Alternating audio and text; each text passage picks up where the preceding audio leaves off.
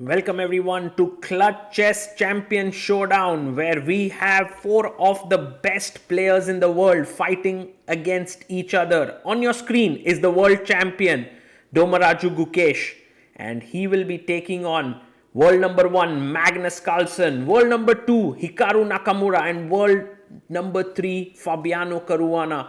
What a tournament this promises to be. Gukesh is the slight underdog here as the time control is 10 minutes plus 5 seconds increment, rapid time format, and that has been the forte of the other three players. While Gukesh, of course, very strong at classical chess, will he manage to perform here in this time control?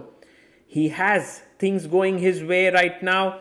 He did really well at the European Club Cup, where he managed to finish with the gold medal for his team Super Chess and also an individual gold on board number 1.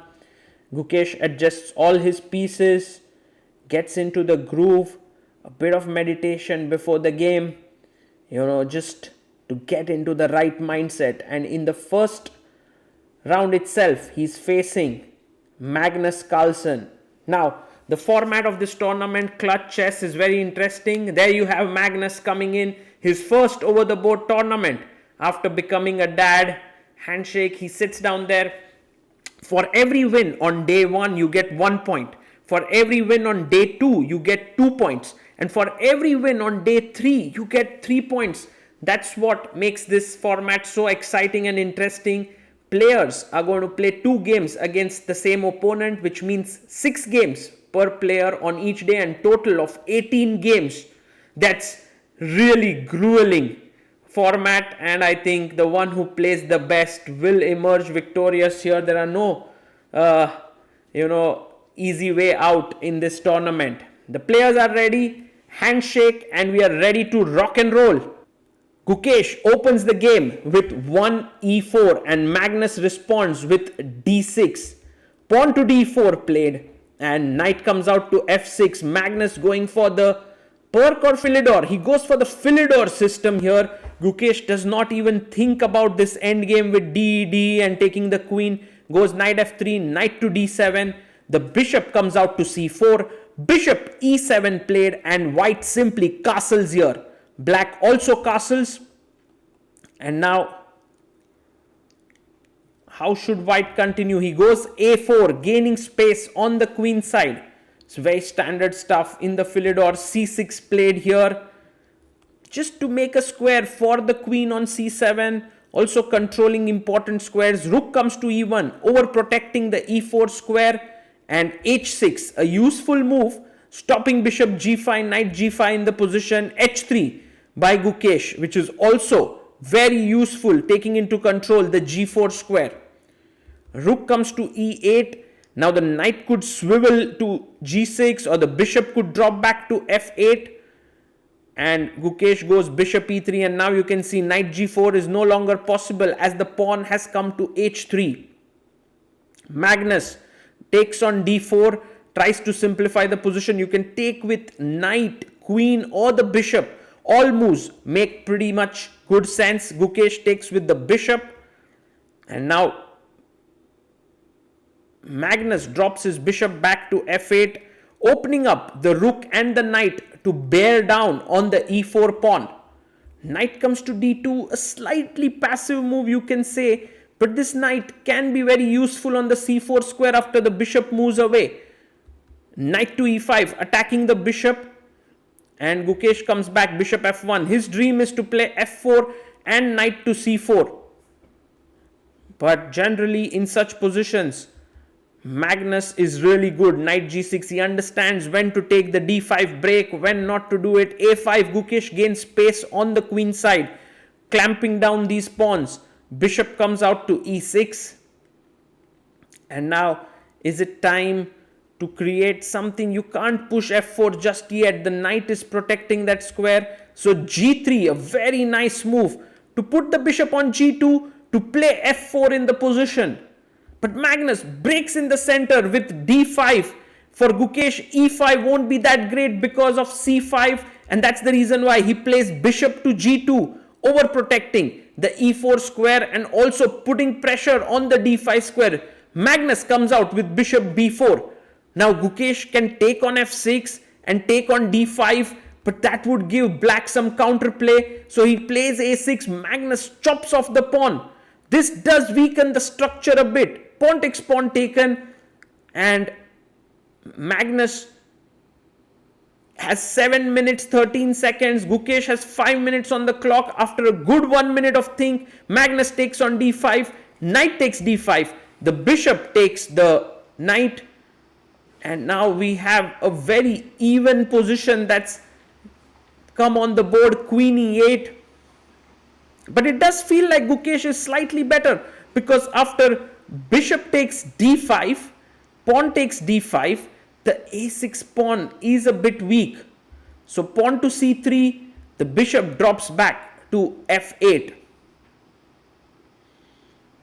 And now rook takes a6 taken.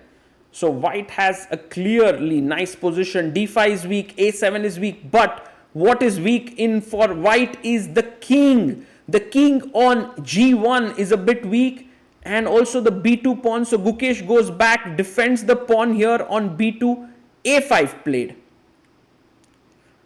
And now the queen comes to a4.